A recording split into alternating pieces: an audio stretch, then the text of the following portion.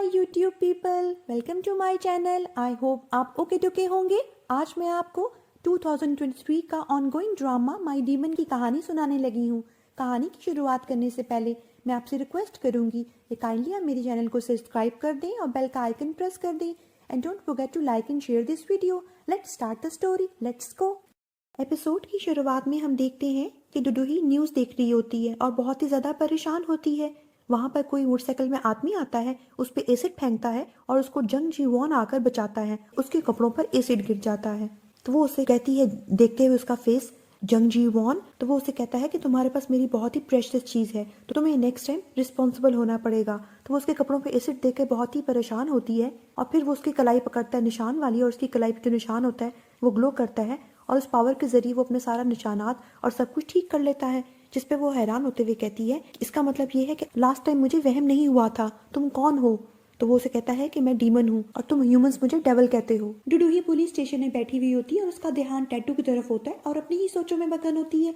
Chief आता है उसके पास और उसे बताता है कि जो हमें ग्राउंड से सैंपल मिला था लिक्विड का, उसको हमने एनालाइज किया है और हमें पता चला है कि वो सल्फ्यूरिक एसिड है। अगर वो सल्फ्यूरिक एसिड आपके फेस पर डायरेक्टली फेंका जाता ना तो आपका फेस पिघलने के साथ साथ आपकी जान को खतरा भी हो सकता था। हाईली चांसेस हैं कि वो आपको टारगेट बना रहे थे। क्या आपको किसी पर शक है? उसके जहन में वो बातें आती हैं चाह ताइजुन की फ़ोन की, जब उसने उसको कहा था कि मेरे पास एक इतनी इंपॉर्टेंट इन्फॉर्मेशन है जो आपको मेरे ग्रुप की सीईओ बना सकती है। और जब उसने रोड पे सुनी थी वो न्यूज़ उसके मरने की, वो पब्लिक वॉशरूम में लटका हुआ पाया गया। फिर पुलिस वाले जब उससे पूछते हैं कि आपके जहन में कुछ आया, तो वो कहती है कि नहीं, मैं तो ऐसा सोच भी नहीं सकती कि कोई इंसान मुझसे इतना नाराज हो कि वो मेरे साथ इस तरह का कदम उठाए। जंग जीवन बाहर बैठा हुआ होता है, उसके ऊपर लेटने लगता है कोई नशा ही बंदा, तो वो उसको पीछे करते हुए कहता है कि ह्यूमंस तो बहुत ही कमतर होते हैं। उसके पास चीफ का जूनियर आके कहता है कि आप इंतजार कर रहे हैं सर, तो ये क्यों नहीं पी लेते? तो वो कहता है मैं इस तरह का रबिश नहीं पीता। तो जूनियर कहता है उसको, आप और आपका एटीट्यूड,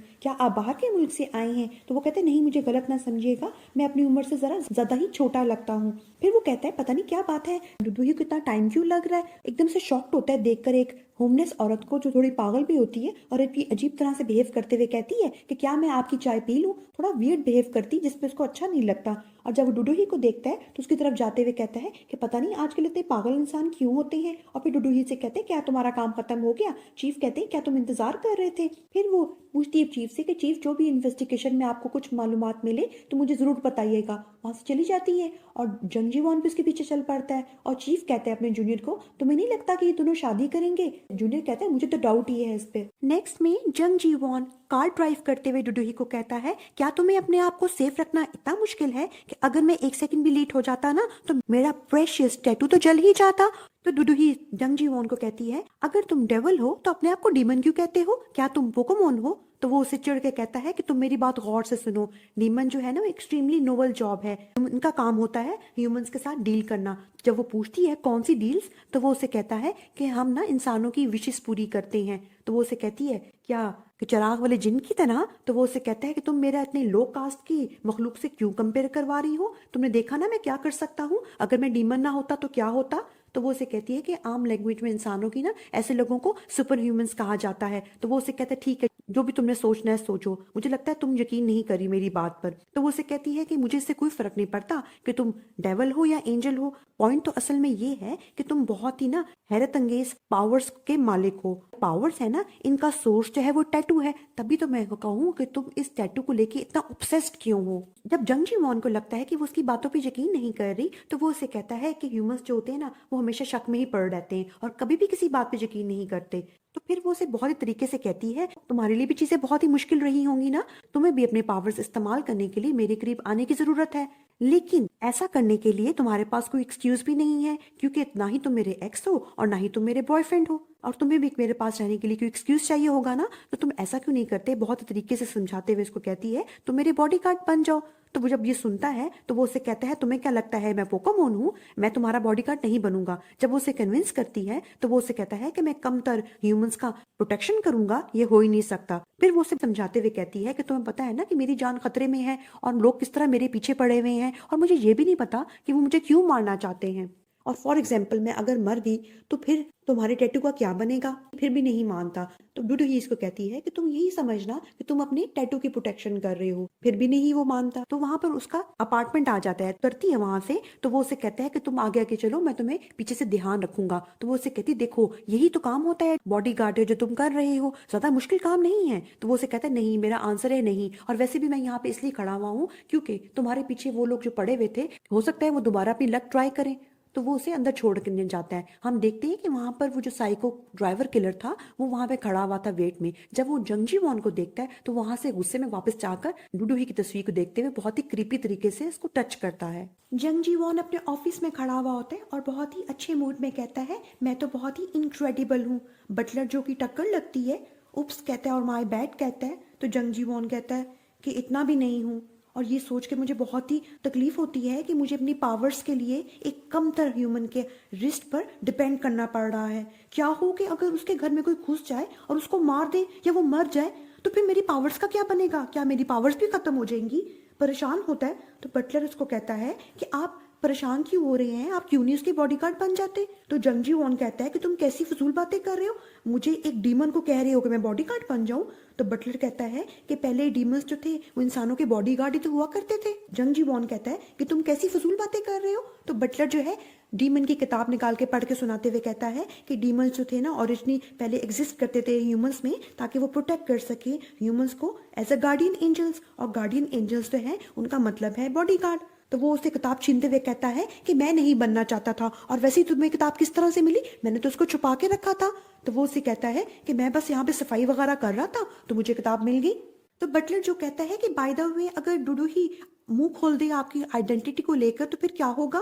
तो जंगजी वॉन कहता है कि वो तो यकीन ही नहीं करती कि मैं एक डीमन हूँ, और तुम्हें तो पता ही है इंसानों का। फिर जंगजी वॉन परेशान होते हुए कहता है कि अगर मैं खत्म हो गया तो हर कोई भूल जाएगा मेरे मुतालिक और कोई भी मुझे याद नहीं करेगा। तो बटलर जो उसको और मजीद परेशान करते हुए कहता है कि क्या हो गया अगर डूडू ही मर जाए तो आपकी पावर्स भी क्या खत्म हो जाएंगी? तो वो उसे कहता है कि मुझे भी कोई आइडिया नहीं है, इसलिए तो मैं इतना एंशियस हूँ, कहीं कुछ बुरा ना हो जाए। तो जंगजी वॉन कहते हैं अपनी किताब को देखते हुए डीमन वाली, मैं इस किताब का क्या करूं जिसमें थ्रेड्स के अलावा कुछ लिखा ही नहीं हुआ? दिल तो करता है इसको फेंक दूं। फिर कहता है मैं नहीं फेंक सकता। बटलर कहता है चले आपने मान तो लिया कि ये मेन्यू वाली किताब है। जंगजी वॉन कहता है मैं तो सिर्फ अपनी लाइफ से यही चाहता हूँ ना कि मैं अपनी पीसफुल और कंफर्टेबल लाइफ वापस हासिल कर लूँ, और मैं चाहता हूँ कि मैं इमॉर्टल रहूँ, हमेशा जिंदा रहूँ। क्या अब मैंने कुछ ज्यादा मांग लिया है? और अपनी किताब रखता है बुक शेल्फ पे। तो बटलर हैरान होते हुए उससे पूछता है कि आप अपनी किताब इस दफा छुपा नहीं रहे? तो वो उससे कहते हैं वैसे भी तुम ढूंढ लोगे, छुपाने का क्या फायदा? बटलर अफसरदा होते हुए कहता है ये तो मुझे अच्छा लगता था, मेरे लिए क्वाइट चैलेंजिंग था ये सब कुछ। जो जंगजी वॉन होता है वो अपनी किताब को फटाफट ऊपर रखते हुए शो ये करवाता है कि वो छुपा रहा है, और जब बटलर उसको देख लेता है तो प्रिटेंड ऐसे कराता है जैसे कुछ हुआ ही नहीं। जंगजी वॉन को मैसेज आता है डूडू ही का ये कहते हुए कि तुम मेरे बॉडीगार्ड बन जाओ। तो वो गुस्से में कहता है कितनी जिद्दी है ना ये।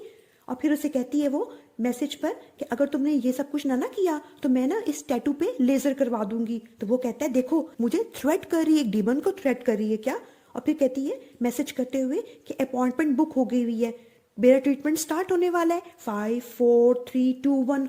मैंने अपने टैटू को कवर करवा रही है पोरोरो से। तो वो गुस्से में कहता है ये तो क्या? तो वो फिर देखता है कि उसने तो उसको उल्लू बनाया है, और हमें डूडू ही दिखाई जाती है जो अपने टैटू की तरफ देखते हुए पास की वो बातें सोचती है जब उसको धुन में आकर बचाया था जंगजी वॉन ने, और उसके ऊपर एसिड गिरने से भी बचाया था जंगजी वॉन ने। और फिर कहती है अपने आप से ही कि उसने मुझे 2 दफा बचाया है। टीवी पे न्यूज चल रही होती है चाताई जुन की, किस तरह से एक आम बंदे ने गुजरते हुए उसको वॉशरूम में लटका हुआ पाया।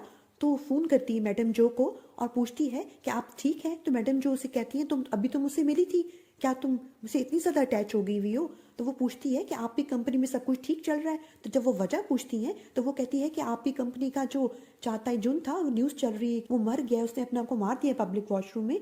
असल में उसने मुझे कल कॉल की थी ये कहते हुए कि उसके पास मेरे लिए एक बहुत ही इंपॉर्टेंट इन्फॉर्मेशन है, मगर मैंने उसकी कॉल को इग्नोर किया ये समझते हुए कि शायद वो पैसे लेने के चक्रों में है, मगर अब उसकी ये न्यूज़ चल रही है।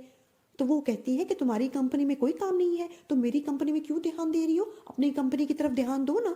और इग्नोर करते हुए उसको परेशानी में फ़ोन बंद कर देती है।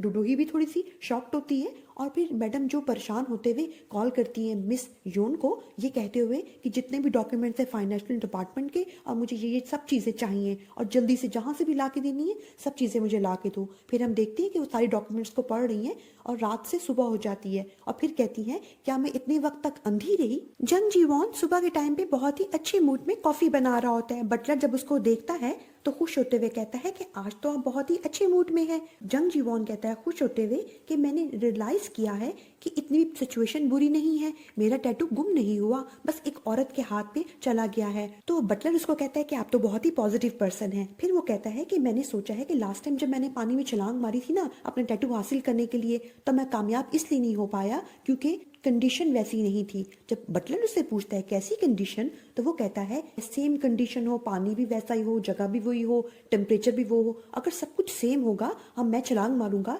तो हो सकता है कि मेरा टैटू मुझे वापस मिल जाए। फिर कहता है बटलर कि मुझे जलने की बू आ रही है। जंग जीवॉन कहता है कि मैंने कॉफी के बीन्स ना बहुत ही अच्छी तरह रोस्ट किए थे। वो कहते हैं नहीं मुझे गोश्त की जलने की बू आ रही है। जंग जीवॉन कहता है कि मुझे भी आ रही है जैसे तुम बारबेक्यू करते हो। कहता है मुझे गर्मी भी फील हो रही है। फिर अपनी जब उंगली की तरफ ध्यान देता है तो उसकी फिंगर जल रही होती है। बटलर को बुलाते हैं कि बटलर पाप ये देखो क्या हुआ है, और परेशान होता है। वो दोनों फूंक मारते हैं और परेशान हो रहे होते हैं। उस कमरे में एंटर होती है जिंगा यंग और कहती है कि क्या आपका टैटू वापस आ गया, और कहती ये आप लोग क्या कर रहे हैं। जंग जीवॉन पूछता है बटलर पार्क से क्या तुमने इसको सब कुछ बता दिया, और फूके मार रहे होते हैं और परेशान हो रहे होते हैं और उसको दर्द भी होना शुरू हो जाती है। वो कहता है मुझे गर्मी फील हो रही है। अब वो जिंगा यंग से मदद मांगते हैं। जिंगा यंग जो है फूक मारती है तो मजीद और फायर बढ़ना शुरू हो जाती है। फिर वो जागती है और पानी फेंकती है उनके ऊपर और फिर उसकी आग बुझती है। और परेशान होते हुए जंग जीवॉन कहता है कि क्या ये जो जलने का प्रोसीजर है ये स्टार्ट हो गया। डुडुही सोई हुई होती है, उसको कॉल आती है तो कहती है सुबह सुबह कौन कॉल कर रहा है। जब देखती है जंग जीवॉन तो अलर्ट होकर उसकी कॉल सुनते हुए पूछती है तो वो उसे कहते तुम कहाँ पर हो। वो कहती है मैं घर पे हूँ। तो वो उसे कहता है मैं आ रहा हूँ और फोन बंद कर देता है। जंग जीवॉन को जिंगा यंग पूछती है कि तुम क्या करोगे, तो वो कहता है कि मैं डील करूंगा और जल्दी जल्दी से ना पानी में बर्फ डाल रहा होता है। दूसरी तरफ डुडुही को जब होश आता है कि वहां पर जंग जीवॉन अभी उसे मिलने के लिए आ रहा है तो फटाफट उठती है क्योंकि उसका हुलिया ठीक नहीं होता। फिर हम देखते हैं कि जंग जीवॉन वेट कर रहा है पानी की बकेट पकड़े हुए और वहां पर डुडुही आती है और कहती है कि इतनी जल्दी क्या थी, मुझे तो अभी नहाने का भी मौका नहीं मिला। तो वो उसे कहता है कि मैंने डिसीजन लिया है तुम्हारा बॉडी गार्ड बनने का। तो वो शॉक्ड होने के बाद कहती है तुमने इतनी जल्दी कैसे डिसीजन ले लिया, कल तक तो तुम्हें पसंद ही नहीं था ये सब कुछ, अब तुम कैसे हामी भर रहे हो। तो वो उसे कहता है कि नहीं मैंने पूरी रात सोचा है। फिर बात को टालते हुए कहता है इंसान जो है वो कीड़ों की हिफाजत करती है ना, तो इसी तरह से मैं भी तुम्हारी हिफाजत करूंगा। तो डुडुही कहती है क्या तुम मुझे कीड़ों के साथ कंपेयर कर रहे हो। जंग जीवॉन कहता है क्योंकि दोनों को हिफाजत की जरूरत है ना। तो वो कहती है कुछ तो फिशी बात है, तुम इस तरह नहीं मानते, क्या बात है तो मुझे बताओ। उसकी फिंगर चलना शुरू कर देती है तो फटाफट वो ठंडे पानी की बकेट में डालता है। वो आवाज सुनती तो कहती ये क्या है, कुछ गड़बड़ है। बकेट छुपाते हुए कहता है क्या क्या, कुछ भी नहीं कुछ भी नहीं है। और बकेट को पांव से पीछे करते हुए कहता है कि डुडुही फोकस करो, तुमने याद है मुझे कहा था हम दोनों जो हैं वो एक ही किस्मत शेयर कर रहे हैं, यानी हम दोनों एक ही कश्ती पे सवार हैं। तो वो कहती है कि हाँ हाँ ठीक है तुम सही कह रहे हो। तो फिर क्या तुम मेरे बॉडी गार्ड बनने के लिए रेडी हो। तो वो कहता है कि हाँ मैं रेडी हूँ। फिर वो कहती है क्या तुम आज से काम शुरू करोगे। वो कहता है हाँ, मगर इससे पहले तुम्हें मेरे साथ कहीं चलना पड़ेगा। फिर वो उसकी टैटू वाली कलाई पकड़ता है और टैटू चमकता है और फिर हम देखते हैं कि दोनों ऊंची जगह पे खड़े हुए। डुडुही परेशान होते हुए कहती है कि हम यहाँ पे क्या कर रहे हैं, मुझे यहाँ पे डर लग रहा है। वो बहुत ही डर रही होती है। तो वो उसे कहता है ये बेस्ट जगह है ह्यूमंस के साथ डील करने के लिए क्योंकि यहाँ सारे मुझे मजबूर इंसान नजर आते हैं। और फिर वो रोते हुए कहती है कि मुझे हाइट से बहुत ही डर लगता है। उसकी फिंगर चलना शुरू कर देती है, उसको समझ नहीं आती वो क्या करे। कहता है पानी की तरह पानी की तरह, उसकी दूसरी फिंगर भी चलना शुरू कर देती है। फिर हम देखते हैं कि वो अपने मैजिक के जरिए एक जगह पे आए हैं और डुडुही पहले शॉक में होती है। फिर वो कप में पानी भर के ना अपनी फिंगर की फायर बुझाने के बाद डुडुही को कहते हैं तुम इसको पकड़ के रखो और इर्द गिर्द देखना शुरू कर देता है ताकि उसको कोई शिकार मिल जाए। फिर वो किसी आदमी को रोते हुए देख रहा होता है जिसको डॉक्टर कह रही होती है कि हम कुछ नहीं कर सकते। तो वो रो रहा होता है, वो मजबूर होता है। उसके बाद हमें एक हॉस्पिटल का कमरा दिखाया जाता है जहाँ पर एक मदर अपनी बीमार बेटी के सामने बैठी दवाएं मांग रही होती है कि मेरी बेटी की तकलीफ ठीक हो जाए। मैं ये नहीं चाहती कि वो जिंदा रहे, मैं चाहती हूँ कि बेशक एक दिन के लिए वो उसकी तकलीफ से उसको निजात मिल जाए। वहाँ पे जंग जीवॉन आता है डुडुही के साथ और उसे कहता है कि मैं तुम्हारी विश पूरी हुई। तो वो उसे पूछती है कि तुम कौन हो। तो वो उसे बताता है कि मैं एक डीमन हूँ और मैं तुम्हारी विश पूरी कर सकता हूँ। वो हैरान होते हुए उसको गुस्सा करते हुए कहती है तुम लोग क्या मजाक लगे हुए करने, तो उसकी बेटी की तबीयत खराब होने शुरू हो जाती है। जंग जी वॉन जो है वो डुडुही का हाथ पकड़ते हुए अपने मैजिक के जरिए उसकी तबीयत बेहतर करता है। तो वो शॉक्ड होने के बाद उससे पूछती है कि तुमने किस तरह किया और तुम कौन हो। तो वो उसे बताता है कि मैं एक डीमन हूँ और तुम मेरे साथ एक डील करोगी, इस तरह से तुम्हारी बेटी 10 साल तक सेहतमंद रहेगी और 10 साल बाद मैं आकर तुम्हारी रूह को हेल में भेज दूंगा और तुम्हें इसके लिए कॉन्ट्रैक्ट साइन करना पड़ेगा। तो वो कहती है क्या इस तरह करने से मेरी बेटी जिंदा रहेगी। तो वो उसे कहता है तुम अपने दिमाग को तैयार कर लो कि जब तक मुझे कोई नया इंसान नहीं मिलता तब तक ये सब कुछ नहीं हो सकता। वो सोच रही होती है तो डुडू ही इसको कहती तुम इतनी जल्दी क्यों मचा रहे हो, तुम इसको क्यों फोर्स कर रहे हो, तुम इसको सोचने का मौका तो दो। तो वो उसे गुस्सा करते हुए कहते तुम इस चीज से दूर रहो। तो वो कहती क्या बात है। तो वो कहते मेरे पास टाइम कम है। तो वो हैरान होते हुए कहती है कि क्या मसला क्या है। जब उसके हाथ की तरफ देखती है तो उसकी फिंगर्स चल रही होती हैं। तो वो कहती है कि अच्छा ये मसला है और तो वो औरत कॉन्ट्रैक्ट साइन करने के लिए एग्री हो जाती है। तो ये कहते हुए कि अगर मेरी बेटी ठीक हो जाए तो मैं जहन्नुम से भी बुरी जगह जाने के लिए तैयार हूँ। और डुडुही जंग जीवॉन और बच्ची को शॉक्ड होते हुए देखती है। जंग जीवॉन जाते हुए कहता है ये तो बहुत ही क्लोज था, क्या मैं अपनी पावर्स ज्यादा इस्तेमाल कर रहा हूँ इस वजह से मेरा जलने का प्रोसीजर तेज हो गया है। फिर कहता है नहीं नहीं ऐसा नहीं हो सकता। डुडुही के पास आके कहता है कि तुम्हें कोई अच्छी केक वाली जगह पता है, तुम वैसे भी इस इंडस्ट्री से ताल्लुक रखती हो। तो वो उसे कहती है केक। तो वो उसे आगे से कहता है कि मैं अपनी डील करने के बाद एक डिजर्ट खा के सेलिब्रेट करता हूँ। तो वो उसे कहती है कि तुम्हारे जलने के बाद तुम्हारे साथ क्या होगा। तो वो उसे अपने हाथ में पकड़ा हुआ कॉन्ट्रैक्ट जला के बताता है कि मैं हमेशा के लिए जल के खत्म हो जाऊंगा और ये मरने से भी ज्यादा बुरा होगा।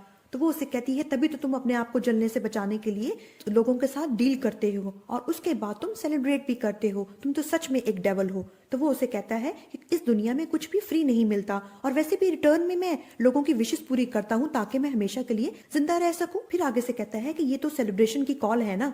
तो वो उसे कहती है कि तुम जो हो ना लोगों के मिस फॉर्चून को इस्तेमाल करते हो। तो वो आगे से कहता है इससे क्या फर्क पड़ता है।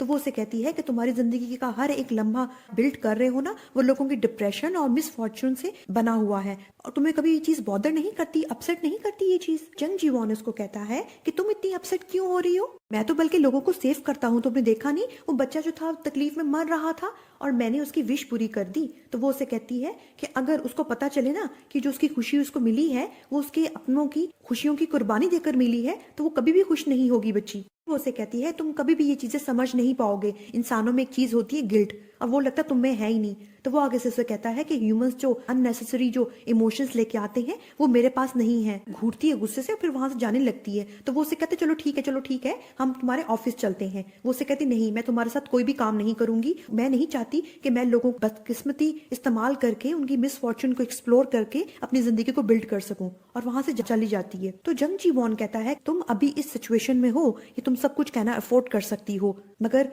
जब तुम्हें अपनी लाइफ में रिस्क फील होगा ना तो तुम्हें मेरी पावर्स पे ही रिलाई करना पड़ेगा। नेक्स्ट में हमें मैडम जो दिखाई जाती हैं जो एक जैकेट वाले पर्सन से बात करते हुए कह रही होती है। उस इंसान का चेहरा नहीं हमें दिखाया जाता। वो गुस्से में इसको कहती हैं कि तुमने एक इंसान को अपनी डर्टी ट्रिक्स के साथ मारा और जो कुछ भी तुमने किया है ना तुम्हें उसकी कीमत अदा करनी पड़ेगी। वो चला जाता है इंसान वहां से। मैडम जो है बहुत ज्यादा परेशान होती हैं और हमें दिखाया जाता है कि वही पर्सन जो है साइड पे खड़े होकर गुस्से से अपना हाथ दबा रहा है मैडम जो को देखते हुए। जंग जी वॉन बहुत ही खुशी के साथ केक खा रहा होता है। उसका बटलर जब उसे देखता है आराम से बैठे हुए तो बहुत ही खुश होते हुए कहता है कि आप ठीक हो गए। तो वो कहता है हाँ मुझे एक नई डील मिली है, उसी खुशी में मैं केक खा रहा हूँ। वो कहता है मेरी जान में जान आई है, मैं तो बहुत ही परेशान हो गया था। अच्छा जो आपने मुझे काम कहा था ना कि जिस जगह पर आपका टैटू खोया था उस जगह का क्या टेम्परेचर था मैंने सब मालूम कर लिया है। वो उसे बताता है तकरीबन 12 बजे के आधे घंटे बाद आप उस पानी में गिरे थे और उस पानी का जो टेम्परेचर था उस टाइम पर वो 15.8 सेंटीग्रेड था और सबसे इम्पोर्टेंट बात वो फुल मून था। वो तकरीबन अगर होता है 29.5 डेज बाद, यानी अब 28 डेज रह गए हैं उसमें। तो वो उसे कहता है अच्छा मुझे इतना लंबा इंतजार करना पड़ेगा। तो वो उसे कहता है क्या आप अभी उसकी बॉडीगार्ड नहीं है। तो जंग जी वॉन कहता है कि नहीं मैं रिटायर हो गया हूँ। तो वो उसे कहता है क्यों ऐसा क्या हुआ। तो वो उसे बताता है कि इंसान तो बहुत ही ज्यादा सेल्फिश होते हैं, वो चाहते हैं कि जो भी उनका काम किया जाए वो फ्री में ही हो जाए, ये कैसे पॉसिबल हो सकता है। नेक्स्ट में हमें डुडू ही अपनी मीटिंग में बैठी दिखाई जाती है जो बैठी हुई होती है मगर अपनी ही सोचों में मगन होती है। फिर हम देखते हैं कि वो अपने ऑफिस से बैठी हुई थोड़ी परेशान है और अपनी ही सोचों में गुम है। उसकी सेक्रेटरी आके उसको बताती है कि आपने जो कहा था मैं ले आई हूँ, और हम देखते हैं कि उसके एक सूटकेस में पेपर स्प्रे और सेफ्टी प्रिकॉशंस का सामान है, जिसमें एक पिस्टल भी है छोटी सी, और उसको कहती है कि मैं जल्दी आपके लिए बॉडीगार्ड्स का इंतजाम कर लूंगी। जंग जी वॉन शेव करवा रहा होता है, डुडुही की वो बातें सोचता है जब डुडुही ने उसको कहा था कि क्या उस बच्ची को जब पता चलेगा कि उसके अपनों ने अपनी खुशियों की कुर्बानी देकर उससे सेहत और खुशियां अता की हैं, क्या तुम्हें इस चीज का बुरा नहीं लगता? क्या चीज तुम्हें बॉदर नहीं करती? क्योंकि इंसानों के अंदर तो एक गिल्ट होता है, वो उनको फील होता है। ये सारी बातें सोच रहा होता है तो उसका शेव करने वाला पर्सन कहता है, सर आपको कोई चीज बॉदर कर रही है? तो वो कहते हैं, नहीं नहीं, मुझे क्या चीज बॉदर कर सकती है, और अपनी फीलिंग्स को इग्नोर करता है। नेक्स्ट में हम देखते हैं कि जिस मदर की उसने विश पूरी की थी, उसकी बच्ची जो है वही वाली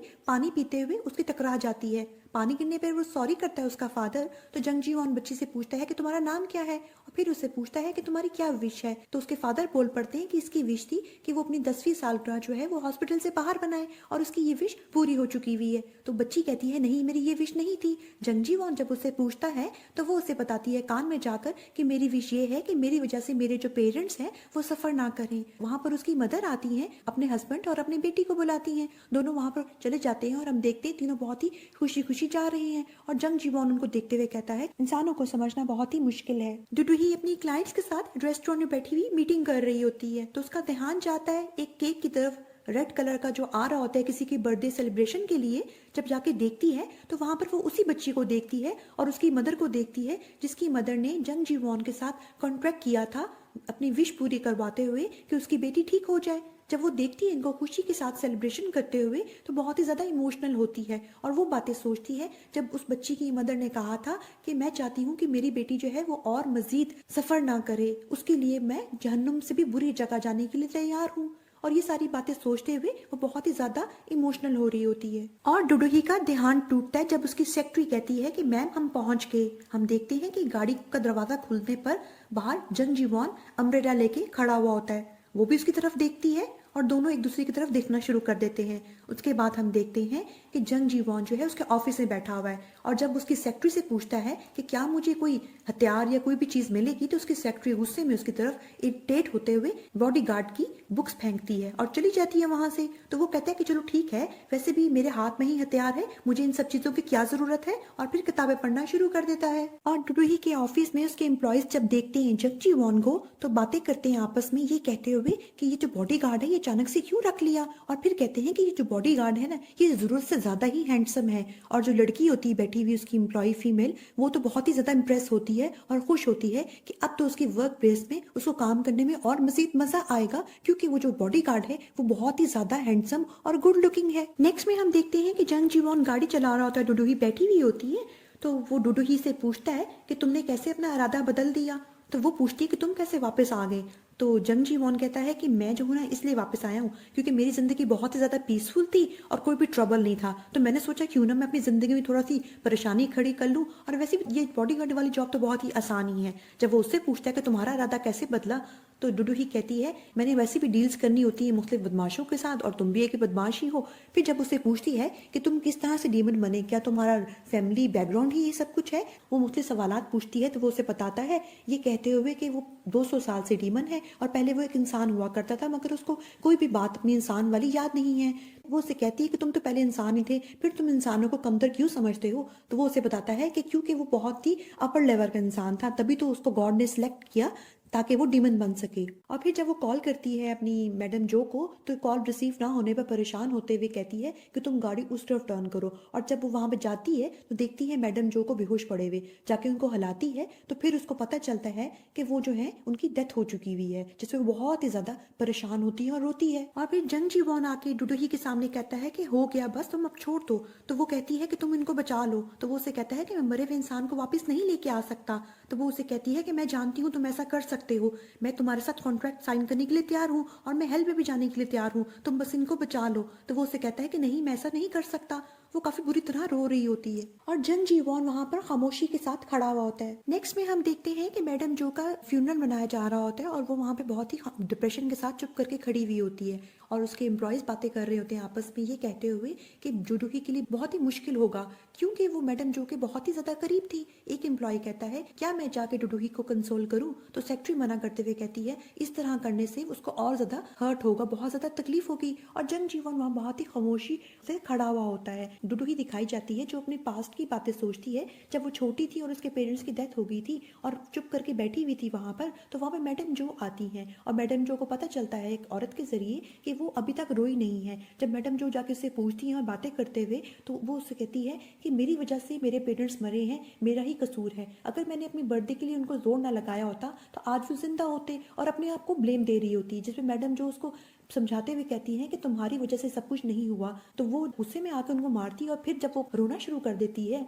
मैडम जो के जाने के बाद डुडुही वहां पर बहुत ही बुरी तरह से रोते हुए अपने फादर मदर को मिस करती है। और फिर हम देखते हैं प्रेजेंट का सीन, जब उसके पास जूसक हॉर्न आता है, उसे बातें करता है मुख्तलिफ तरह की मैडम जो के मुतालिक। और फिर जब उसे बातों में ये पता चलता है कि मैडम जो थी वो कोई इंक्वायरी करवा रही थी जिसको रोक दिया गया है, तो वो थोड़ी तशवीश करती है। वहां पर नोस्वान आती है और बताती है उनको कि हर कोई जो है ना मैडम जो के बड़े बेटे की तरफ ध्यान दे रहा है क्योंकि वही वारिस बनेगा सब चीजों का, तो सब उसको बटरिंग कर रहे हैं जो उसको पसंद नहीं होता। जूसक हॉर्न को बुलाता है मैडम जो का बड़ा बेटा। नोस्वान कहती है डुडुही को कि तुम और वो दोनों काफी ज्यादा करीब हो, बहुत ज्यादा आप लोगों को क्लोज लगता है दोनों। तो वो कहती है कि क्योंकि हम दोनों इकट्ठे ही बाहर के मुल्क में पड़े थे। नोस्वान से कहती है कि वैसे भी तुम और वो जो है ना बहुत ही मुख्तलिफ हैं, फिर भी वो जो फैमिली से बिलोंग करता है, तुम्हारी तो वल्गर फैमिली है, तुम्हारा तो एक फैमिली में मशीनों में काम करते थे और एक दूसरों के बालों के साथ। तो वो उसे कहती है क्या तुम कोई जॉनसन एरा में रहती हो और तुम्हारी नजर का कसूर है। और फिर डुडुही को बुरा भला बोलती है, जिसपे डुडुही उसको कहती है कि तुम बहुत ज्यादा ही शराब पी चुकी हुई हो, ये ना हो कि तुम्हारे असल रंग जो है लोगों के सामने आ जाए और तमाशा क्रिएट हो जाए। तो वो उससे कहती है कि मैं इस तरह फ्यूनरल में गुजारा नहीं कर सकती इसके बगैर, क्योंकि मुझे काला रंग देख के बहुत ही अजीब फील होता है। और वैसे भी जो मेरी मदर थी वो कौन से मेरी साइड पे लेती थी, हमेशा मेरे साथ मीनी रहती थी, बहुत ही बोरिंग पर्सनैलिटी थी उनकी तुम्हारी तरह, तभी तुम दोनों की अच्छी बन जाती थी। और वहां से चली जाती है मुंह बसोड़ते हुए।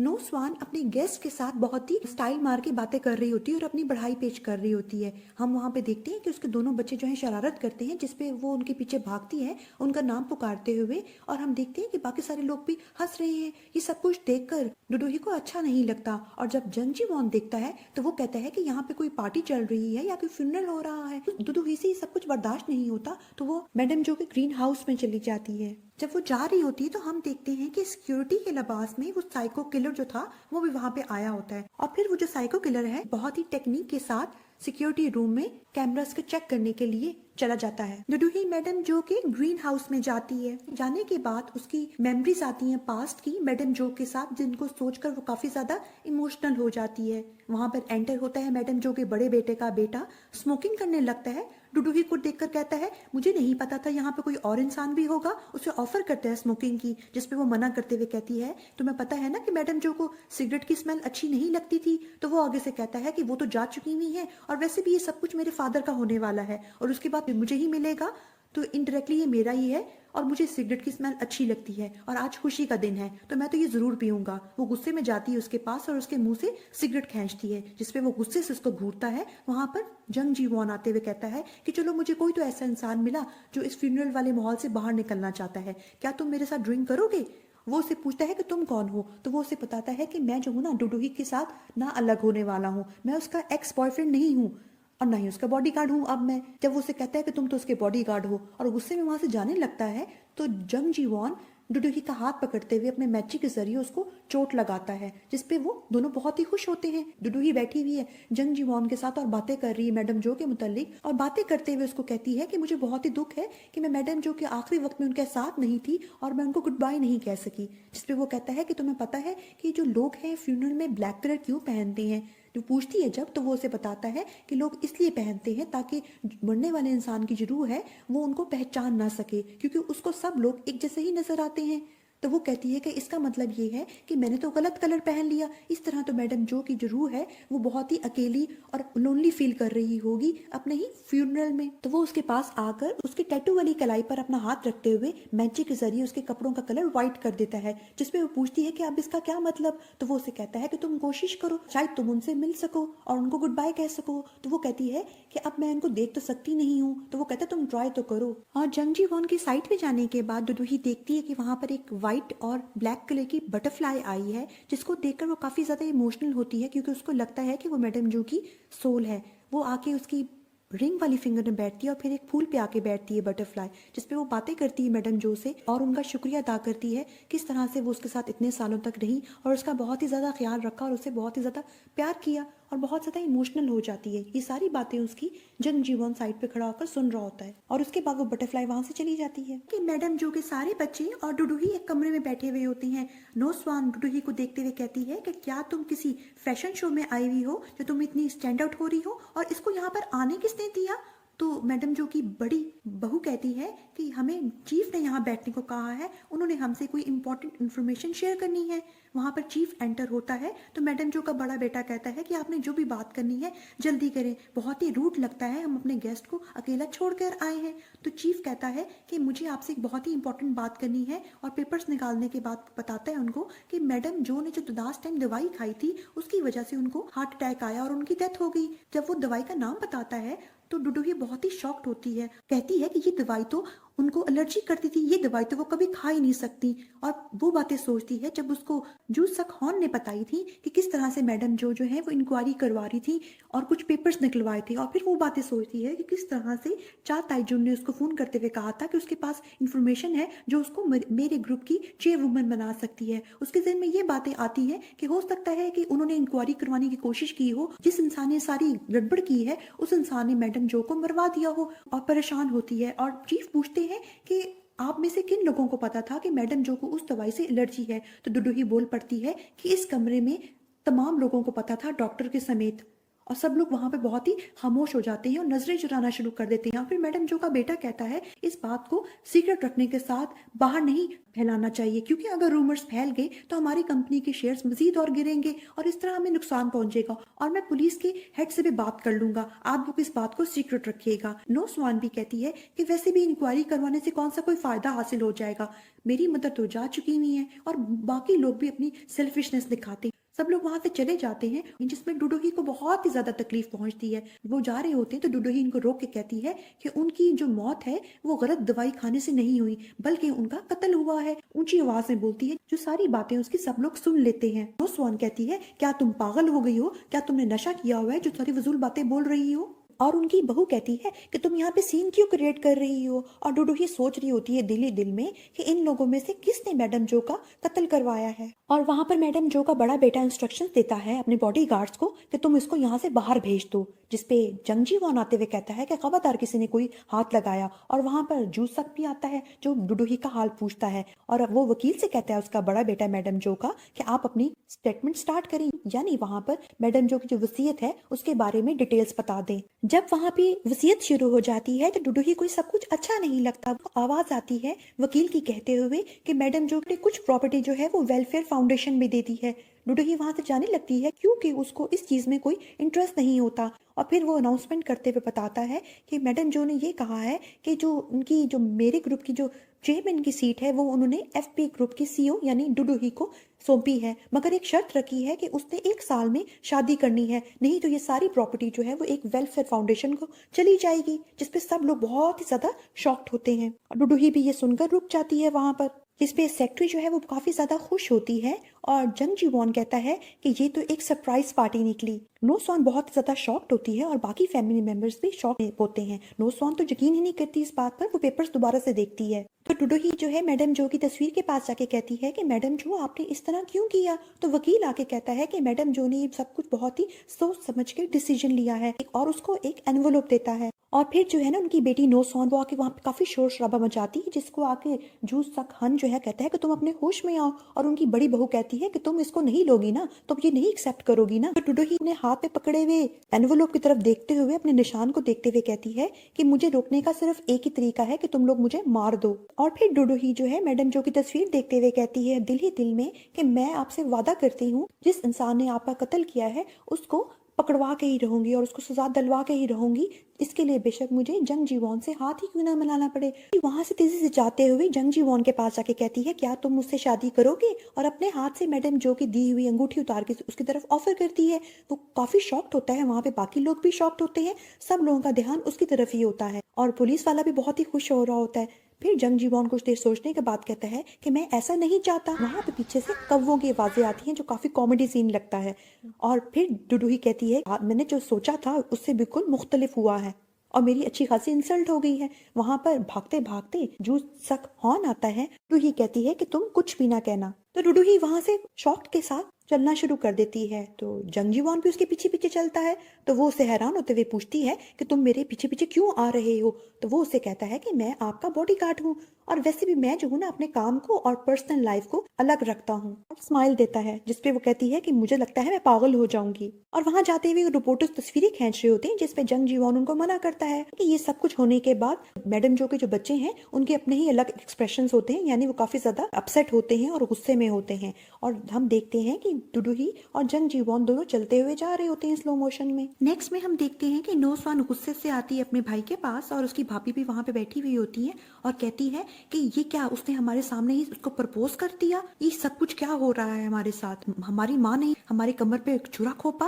ये कैसे हो सकता है, क्या हम कोई लीगल एक्शन नहीं ले सकते। मैडम जो का बड़ा बेटा कहता है उसको कि हम कुछ भी नहीं कर सकते क्योंकि जितना हमारा कानूनी तौर पे हक था माँ से हमें उससे ज्यादा मिला है। हम लोग दोबारा से केस रीओपन करवाएं, ये कहते हुए मदर मेंटली स्टेबल नहीं थी जिसकी वजह से सारा गड़बड़ हो गई, ये तब्दील कर दिया गया उनकी विल को, तो हम ठीक करवा सकते हैं। तो मैडम जो कि बड़े बेटे की बीवी कहती है कि नहीं, हम ऐसा नहीं कर सकते क्योंकि अटर्नी के होते हुए सारा काम हुआ है और उसी ने तो सारा रिव्यू दिया है, हम ऐसा कुछ भी नहीं कर सकते। उसको काफी गुस्सा चढ़ा हुआ होता है। वो जाके बैठती है तो देखती है कि उसके बच्चे नीचे छुपे हुए, जिनको देख के उसको और ही गुस्सा चढ़ता है और वो उनके पीछे भागती है और वो भी आगे आगे भाग रहे होते हैं। मैडम जो का जो बड़ा बेटा होता है वो मैडम जो की ग्लासेस देखते हुए पास्ट की कुछ मेमोरीज याद करता है। हमें 12 साल पुराना फ्लैशबैक दिखाया जाता है जिसमें हम देखते हैं कि मैडम जो फोन पे लगी होती है किसी से कहने के लिए कि मैं रूल्स को फॉलो करूंगी, अगर इसने कोई नुकसान किया है तो इसका उसको हर्जाना अदा करना पड़ेगा। और उसका बेटा लगा होता है कहने बड़ा कि मुझसे गलती होगी, मैं ड्रंक था, मुझे नहीं पता चला कि सामने कोई इंसान था। और मैडम जो ध्यान नहीं देती और जाकर अपनी टेबल पर ग्लासेस लगा के पढ़ना शुरू कर देती हैं और वो बार बार लगा होता है कि मदर मदर मदर। हमें प्रेजेंट का सीन दिखाया जाता है जिसमें मैडम जो के बेटे को आवाजें आ रही होती है उस बीवी की, ये कहते हुए कि तुम्हारी माँ ने तुम्हें बिल्कुल ही कोने पे कर दिया है। और वो गुस्से में कहता है कि अगर वो यही चाहती थी ना तो मैं उसी चीज की पैरवी करूंगा। नेक्स्ट में हम देखते हैं कि मैडम जो के बेटे का बेटा जो है वो गुस्से में मैडम जो के ग्रीन हाउस में खड़ा हुआ स्मोकिंग करते हुए सिगरेट को नीचे फेंकता है क्योंकि उसको पता तो होता है कि मैडम जो को पसंद नहीं है सिगरेट की स्मेल, मगर वो अपना एग्रेशन निकालते हैं वहां पे सिगरेट पीते हुए। वहां पे वो जो बटरफ्लाई थी, वो जो डुडुही ने मैडम जो की सोल समझा था, वो वहां पे मरी पड़ी हुई होती है और गुस्से में वो उसके ऊपर जोर से पाँव मसलता है। जंग जीवॉन कार चला रहा होता है, डुडुही कार के पीछे बैठी हुई होती है और उसको कहती है कि मैं बिल्कुल ठीक ठाक हूँ, इसका मतलब ये है कि मैंने जो कुछ भी कहा था ना मैं उस पर काबू पा चुकी हुई हूँ। तो जंग जीवॉन उसको कहता है फिर तुम पीछे क्यों बैठी हुई हो। तो वो उसे कहती है कि मेरी सीट तो यहीं पर है ना। तो वो उसे कहता है अगर तुम्हारी सीट यहीं पर है फिर तुमने वो सब कुछ क्यों किया।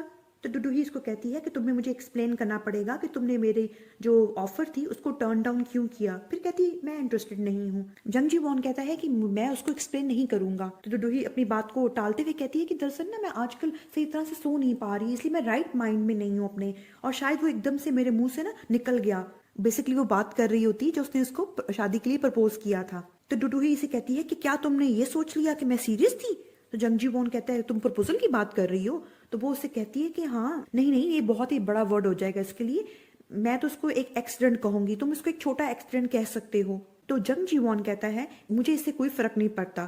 तो डुडुही इसे कहती है तुम्हें किस चीज से फर्क नहीं पड़ रहा, छोटे एक्सीडेंट कहने से कि मेरे प्रपोजल से कि मेरे ना सीरियस होने से। तो वो कहता है कि क्या मुझे इन तीनों का जवाब देना पड़ेगा। तो डुडुही थोड़ी अपसेट होते हुए कहती है मुझे म्यूजिक सुननी है, तुम म्यूजिक लगा दो। जंग जीवन म्यूजिक लगाता है तो पहला गाना लगता है शादी वाला, तो वो कहती चेंज करो। सेकंड गाना भी शादी वाला लगता है, वो भी कहती चेंज करो। थर्ड गाना भी वही लगता है, जिस पे जंग जीवन कहता है लगता है आजकल सब लोगों के दिमागों में शादी ही चल रही है। तो वो कहती नहीं नहीं, मेरे दिमाग में नहीं चल रहा और मैं चाहती हूँ कि मैं पीस में रहूं, क्वाइट में रहूं, ये म्यूजिक बंद कर दो। तो वो कहते तुमने अभी मिनट पहले तो कहा था मुझे कि तुम म्यूजिक सुनना चाहती हो। तो फिर वो म्यूजिक बंद कर देता है। फिर हम देखते हैं कि वो उसके अपार्टमेंट के बाहर उसको गाड़ी ड्रॉप करता है। तो जाने से पहले कहती है मैं नहीं चाहती कि जो कुछ भी हमारे बीच में आज हुआ वो हमारे बिजनेस में आए, क्योंकि मैं बिल्कुल ठीक ठाक हूँ, मुझे कोई फर्क नहीं पड़ता इन सब चीजों से। तो जंग जीवॉन उसको कहता है कि तुम तो इसके बिल्कुल ऑपोजिट बिहेव कर रही हो। अभी वो कहने ही लगता है तो वो गाड़ी बंद करके जा चुकी होती है और पीछे देखता है तो वहां पर वो अपना एक एनवेलप छोड़ जाती है। डुडुही अपने अपार्टमेंट में जाते हुए कहती है अपने आप से बातें करते हुए कि नहीं नहीं, मुझे बुरा फील नहीं हुआ क्योंकि मैं ऐसा कहना ही नहीं चाहती थी। और फिर कहती है कि दरअसल ये सब कुछ इसलिए ऐसा हो गया क्योंकि मैंने जंग जी वॉन को उसी टाइम पर नोटिस कर लिया, इससे ज्यादा कुछ नहीं है। फिर कहती है नहीं, अगर वो चाहता ही नहीं था मुझसे शादी करना तो फिर उसने अपने आप को मेरे सामने इतना ज्यादा शो ऑफ क्यों करवाया, क्यों मुझे इतना अट्रैक्ट करवाया अपने आप से। उसको चाहिए था मुझे अपने आप को इतना शो ऑफ ही ना करवाता। और हम देखते हैं कि जंग जीवॉन ये सारी बातें उसकी बाहर खड़े हुए बेल बजाने से पहले सुन रहा होता है क्योंकि उसने उसका एनवेलप वापस करना होता है। फिर कहती है कि नहीं, अगर आज के बाद उसने ऐसा किया ना तो मैं उसको अपनी शादी पर घसीट के लेके जाऊंगी। और गुस्सा चढ़ा हुआ होता है उसको। कहती नहीं नहीं, वो तो इंसान ही नहीं है ना, मैं तो क्या करूंगी, उसको ना एक इतनी बड़ी सी बंदूक से मारूं कि जिसे हाथी मारते हैं। और काफी ज्यादा गुस्सा चढ़ा होता है। जंगजी वॉन जब ये सब कुछ सुनता है तो वो डिसीजन लेता है कि आज उसका मूड अच्छा नहीं है तो बेहतर है कि मैं उसके सामने ना जाऊं, और वहां से वो भाग जाता है। उसकी बेल दोबारा बजती है तो वो समझती है कि शायद जंगजी वॉन है। जब चेक करती है तो उसको पता चलता है कि वहां पे तो जूसक हॉन है। जूसक हॉन कहता है डुडुही को कि मैं तो यकीन ही नहीं कर पा रहा कि उन्होंने आंट जो को जांच पड़ताल के पीछे कत्ल कर दिया और अब वो लोग तुम्हारे पीछे हैं। तो डुडुही कहती है इसीलिए तो मैं चेयरवुमन बन रही हूँ ताकि मैं खुद से एक टीम तैयार कर सकूं जांच पड़ताल की और जान सकूं कि और कौन इन सब वाकयात के पीछे है। तो वो कहता है कि तुम्हें ऐसा नहीं करना चाहिए क्योंकि इसमें खतरा है। तो वो उसे कहती है कि वैसे भी खतरा तो कायम ही रहेगा जब तक वो लोग पकड़े नहीं जाएंगे। तो वो उसे कहता है फिर भी तुम्हें ख्याल रखना चाहिए। फिर वो कहती है कि सारा कसूर मेरा ही है, अगर मैं मैडम जो को उस वाक्य के मुतालिक ना बताती और उनको वार्न ना करती और अगर वो मेरे लिए अपनी पोजीशन ना छोड़ती चेयर वुमन वाली तो शायद आज वो जिंदा होती। तो वो उसे कहता है कि तुम अपने आप को कसूरवार मत ठहराओ, आखिरकार तो ये सब कुछ होना ही था, कसूर तो उसका है जिन्होंने उनको मारा है। फिर वो कहती है उसको तभी तो मैं उन लोगों को पकड़ना चाहती हूँ। फिर वो उसे कहते हैं कि एनीवेज जो गाय था फ्यूनरल में तुम उसके साथ ब्लाइंड डेट पे गई थी ना और उसका नाम जंग जी वॉन था। वो कहती है हाँ। तो वो उसे कहते हैं कि तुम इतनी डेस्परेट हो गई सिर्फ एक डेट पर जाने के बाद उसे शादी करने के लिए। तो वो उसे कहती है कि ऐसा कुछ भी नहीं है जैसे तुम समझ रहे हो। वो उसे कहता है फिर भी क्या तुम्हारे अंदर उसके लिए कुछ फीलिंग्स है। तो वो उसे कहती है नहीं नहीं, ऐसी कोई बात नहीं है, दरअसल बात यह है कि उसने मेरी जान कई दफा बचाई है। तो कहता है तभी तुमने उसको अपने बॉडीगार्ड के तौर पर हायर किया है। तो वो कहती है हाँ। तो फिर वो उसे कहती है वही है जो कि मेरी सबसे ज्यादा बेहतर हिफाजत कर पाएगा। जंग जी वॉन अपने ऑफिस में एंटर होता है तो बटलर पार्क कहता है तुम आ गए वापस। तो वो उसे कहता है कि तुम क्या हर वक्त मेरे ऑफिस में बैठे रहते हो। तो वो उसे कहता है कि तुम्हारा ऑफिस मेरे ऑफिस से ज्यादा अच्छा है ना। फिर उसको खुशी खुशी से आके पूछता है एक्साइटमेंट में कि वहां पर खाना कैसा था। तो वो उसे कहता है कि मुझे तो फ्यूनरल के बजाय वो एक पार्टी लग रही थी, एक सरप्राइज पार्टी, और इंसानों की लालच की तो कोई हद ही नहीं होती। मैं उसका बॉडीगार्ड हूँ और उसने मुझे शादी के लिए प्रपोज ही कर दिया।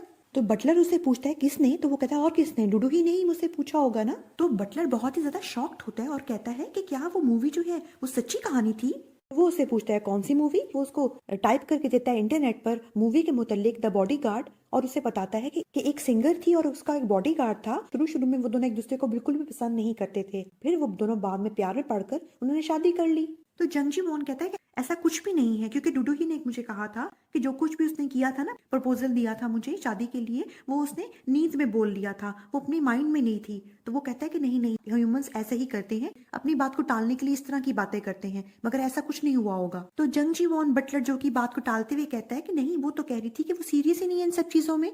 बटलर बहुत ही एक्साइटमेंट में जाता है, उछलते कूदते उसको कहता है जो बॉडीगार्ड का रूल होता है, नंबर 1 रूल है कि तुम कभी भी उसको अपने आंखों से दूर ना होने दो और कभी भी तुम उससे ज्यादा दूर ना जाओ। और तीसरा रूल ये होता है कि तुम कभी भी उससे प्यार ना करो। ये तो मेरी रोमांटिक फेवरेट मूवी थी।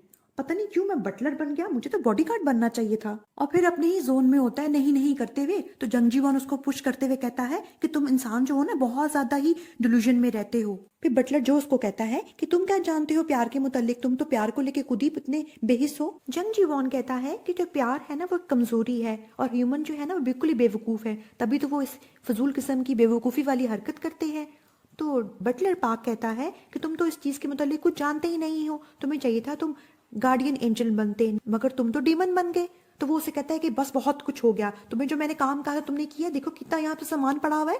तो वो उसे कहता है कि मैंने तो अपना काम कर लिया, ये सारा काम तो आपका है। वो कहता है क्या ये सारा काम मेरा है? वो कहता है जी। नेक्स्ट में हम देखते हैं कि जूसा खान जो है वो डुडुही के घर में सोफे पे लेटने लगता है।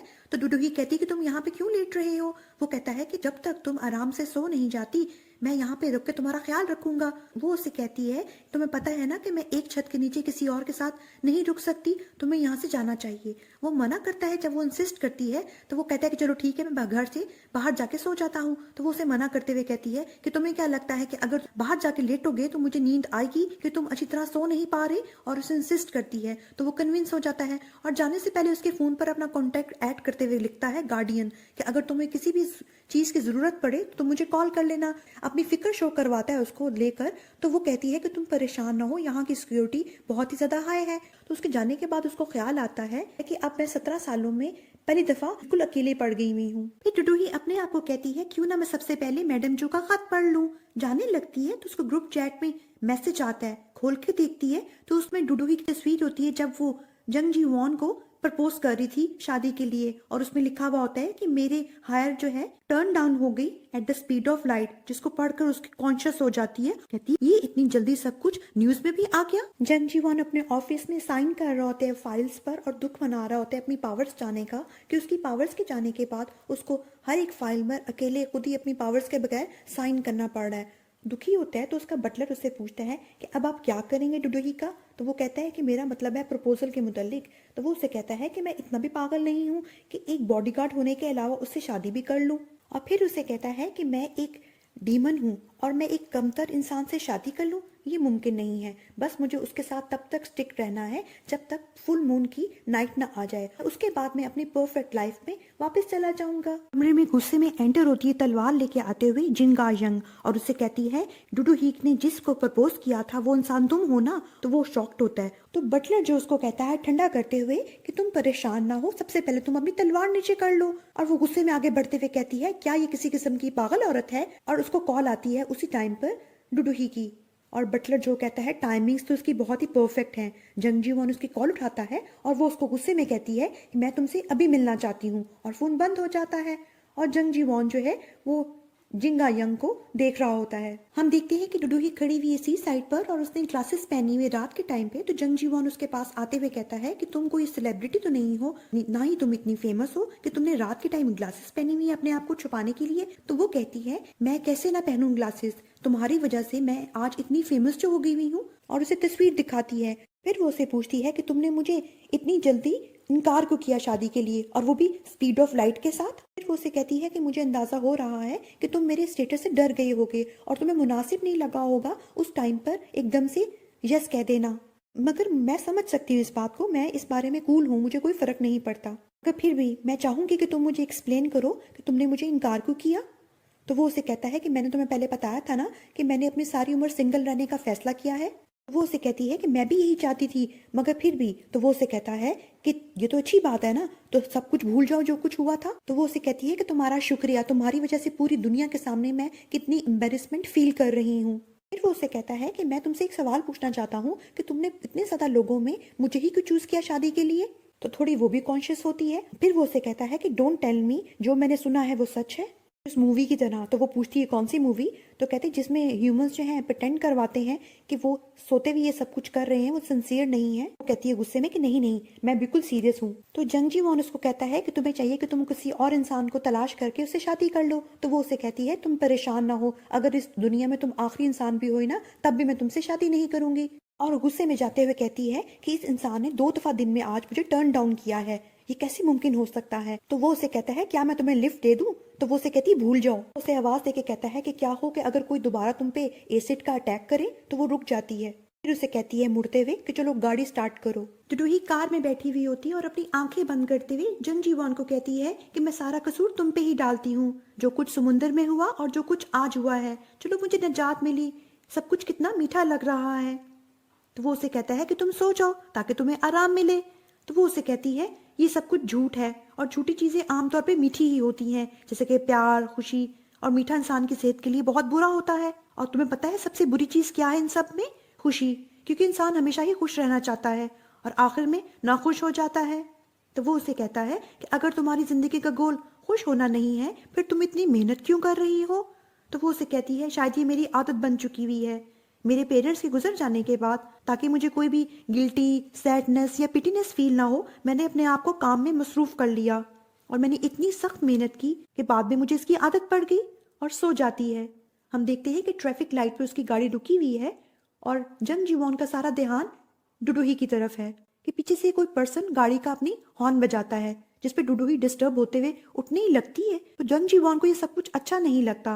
वो डुडुही का हाथ पकड़ता है टैटू वाला और अपने मैजिक के जरिए उस पर्सन की कार का सेफ्टी बैलून फुला देता है और बाद में कहता है हाउ पैथेटिक। डुडुही के अपार्टमेंट के पार्किंग लॉट पर गाड़ी खड़ी करने के बाद वो डुडुही को देखता है सोते हुए और फिर मैडम जो का कार्ड उसके बैग में रख देता है और उसको देखते हुए अचानक से अपने आप को झटकते हुए कहता है कि ये मैं क्या कर रहा हूँ। और फिर गाड़ी जोर से तेज आगे करता है और पीछे करता है जिससे डुडुही की आंख खुल जाती है और डुडुही एकदम से शॉक्ड होने के बाद कहती है कि क्या हुआ। तो वो उसे कहता है कि तुम बहुत ही जोर जोर से खराटे ले रही थी। जंग जीवॉन उसको फ्लैट में छोड़ते हुए जा रहा है और इधर उधर ध्यान दे रहा है चीजों की तरफ, कहीं कोई नजर तो नहीं रख रहा।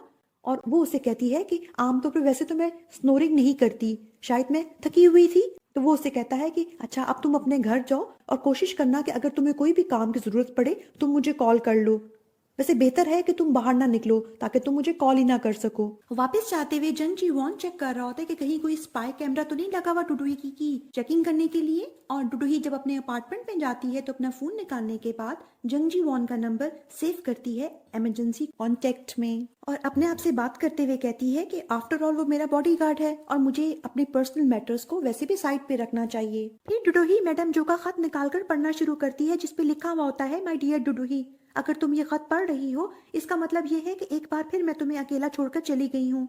मैं इस चीज के लिए क्यूरियस नहीं हूँ कि मेरी जिंदगी कैसे खत्म होगी। मुझे उम्मीद है कि मेरी मौत तुम्हें तकलीफ नहीं देगी, ये तुम्हें हलाकर जरूर रखेगी, मगर तुम इसे एक प्रैंक समझ लेना।